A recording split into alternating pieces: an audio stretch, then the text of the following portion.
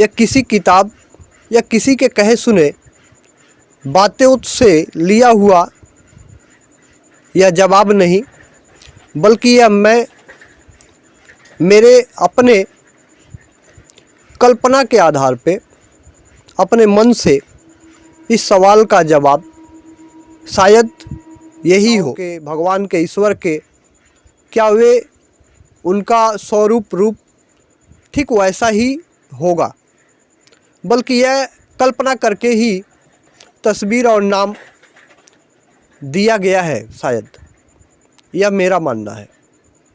प्रकृति का मतलब क्या है? प्रकृति के अंदर आता क्या क्या है? हेलो नमस्कार दोस्तों, मेरे चैनल में आप सभी लोगों का स्वागत है। आज के इस वीडियो में विषय है इंसान का जीवन क्यों है। तो फिर शुरू करते हैं आज का ये वीडियो। बहुत से लोगों का अपने ही मन से खुद सवाल हर किसी के मन में उठते रहता है। किसी किसी का तो जीवन शेष हो जाता है इस सवाल का जो मन से उठता है, और उसका जवाब ढूंढने में सदियों गुजर गए, लेकिन किसी को जवाब शायद नहीं मिला होगा। इसलिए इस वीडियो में मैं अपने मन की कल्पना से इस सवाल का जवाब, शायद ये मेरी कल्पना से कुछ मिले, ऐसा सोच है मेरा।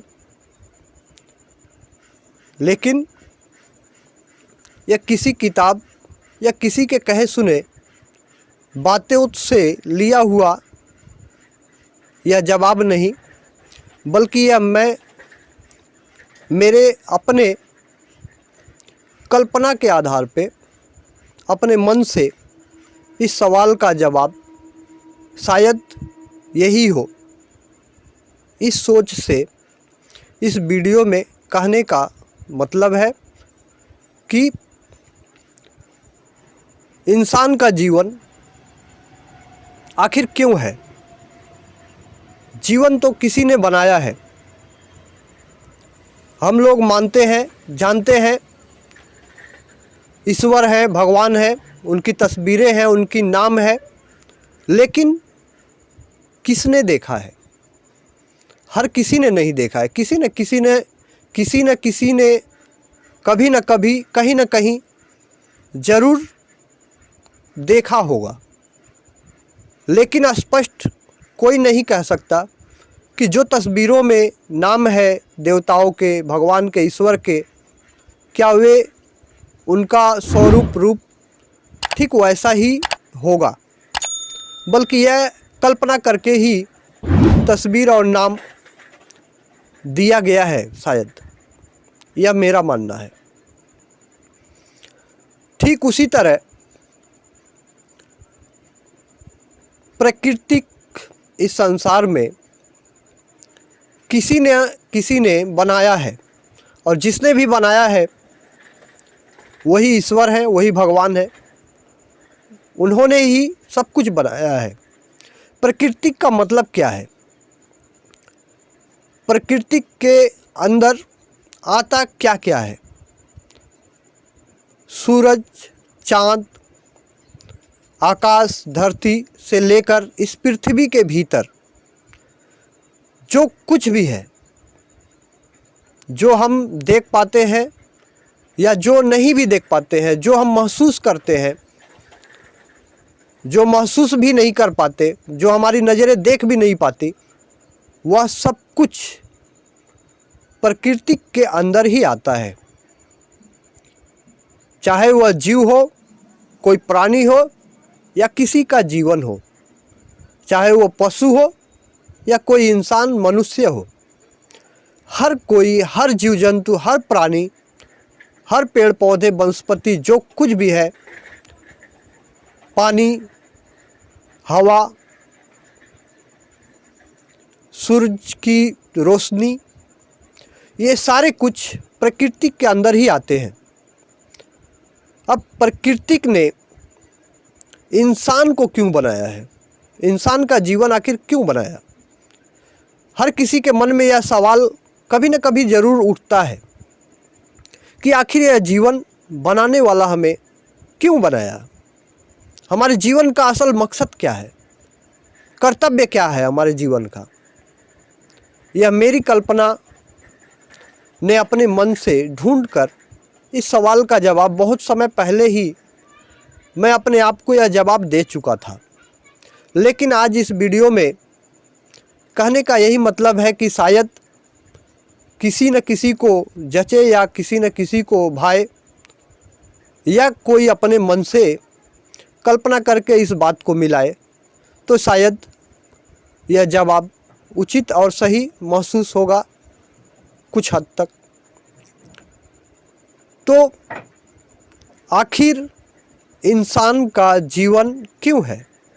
किसी ईश्वर ने बनाया है, प्रकृति ने बनाया है, तो आखिर क्यों बनाया है? इसका क्या कारण है, उद्देश्य क्या है?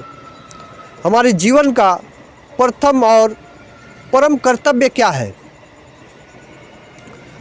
तो मेरी कल्पना कहती है कि ईश्वर ने प्रकृति को बनाया है, उस सारे प्रकृति के में एक जो प्रकृति के अंदर ही आता है वह है मनुष्य का जीवन, इंसान का जीवन। यह एक बहुत ही सुंदर रचना है ईश्वर की। इसके पीछे कारण शायद ईश्वर का यही हो सकता है कि एक इंसान और मनुष्य ही ऐसा एक प्राणी है जो वह ईश्वर की सहायता या प्रकृति की सहायता कर सकता है। यही इंसान की जीवन का मूल कारण है। यह मेरा मानना है, यह मेरी कल्पना है, क्योंकि बिना स्वार्थ के कोई भी कुछ नहीं करता, चाहे वह इंसान हो या पशु हो या क्यों नहीं शायद ईश्वर भी हो। उनके अंदर भी शायद ऐसी ही कुछ लोभ इच्छाएं उठी, तभी ऐसी रचना, प्रकृति की रचना और प्रकृति के भीतर इंसान के जीवन की रचना भी उन्होंने की, कि ताकि हर कोई, हर जीव जंतु प्रकृति की सहायता और ईश्वर की सहायता अपने सिर्फ मन से कर सकता है, मन की सोच से कर सकता है। लेकिन इंसान अपनी हाथों से, अपनी सोच से, अपनी हृदय से और अपने कर्तव्यों से भी ईश्वर की और प्रकृति की सहायता कर सकता है। इसीलिए यही सोचकर ईश्वर ने इंसान का जीवन बनाया है, यही मेरा मानना है। तो इंसान आखिर ईश्वर की सहायता और प्रकृति की सहायता कैसे कर सकता है? विषय यह आता है अब सामने कि आखिर कैसे। सोच से मतलब क्या? सोच अच्छी होना। प्रकृति की रचनाओं में जब इस पृथ्वी के अंदर जो कुछ भी दिखता है वह सब कुछ प्रकृति के अंदर ही आता है, क्योंकि ऐसा भी मैंने सुना है और हकीकत भी मैंने देखा है कि जो किसी के लिए अगर गड्ढा खोदता है तो सबसे पहले जो किसी और के लिए गड्ढा खोदता है, जिसने उस गड्ढे को खोदा होता है, पहले उस गड्ढे में वही इंसान, वही व्यक्ति गिरता है। यह हकीकत है। जिसकी जैसी सोच वैसा ही भविष्य और जीवन में वैसी ही कल्पनाएं, वैसी ही ठीक सोच, उसके जीवन में वैसी ही घटनाएं देखने को मिलती है। जो कोई इंसान कुछ ऐसा करता है, यही है प्रकृति का नियम। समय पर या तो कोई बदल जाए, वरना समय ही किसी को भी बदल सकता है। तो प्रकृति का यही उद्देश्य है कि इंसान के जीवन को देने का मूल यही कारण है। जीवन का मूल मकसद है इंसान के जीवन की कि वह प्रकृति की रक्षा करे और ईश्वर की सहायता करे। किसी और की सहायता हम कर रहे हैं, प्रकृति का मतलब पेड़ पौधे लगाना, हरियाली को रखना, किसी भी मददगार व्यक्ति को जिसे मदद की आवश्यकता है, जहाँ तक संभव है वहाँ तक उसकी मदद कर पाना, यही ईश्वर की सहायता और प्रकृति की सहायता होता है। किसी के लिए हानि पहुंचाने की सोच न रखना, यह सोच से प्रकृति की रक्षा या प्राकृतिक ईश्वर की सहायता करना होता है। अच्छी सोच, अच्छे काम, अच्छे विचार, जो दूसरों के लिए अच्छा सोच रखता है उसके लिए ईश्वर और प्रकृति भी उसके जीवन के लिए